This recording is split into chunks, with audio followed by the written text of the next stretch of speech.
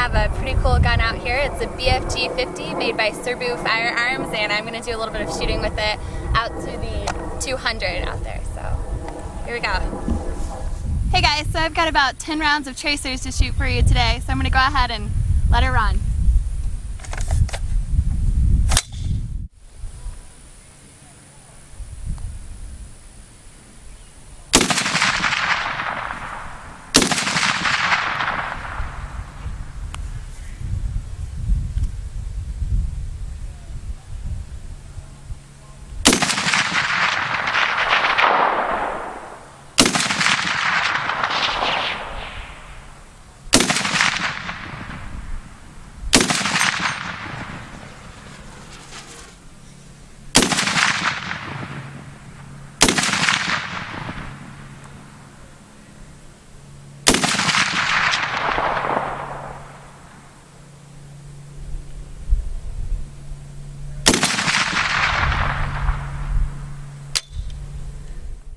So I just shot about 10 rounds of tracer through this 50 cal. I shot at the 300 bunker instead of the 200, and the recoil wasn't as bad as I anticipated it to be, and I definitely would like to shoot this gun again at some point.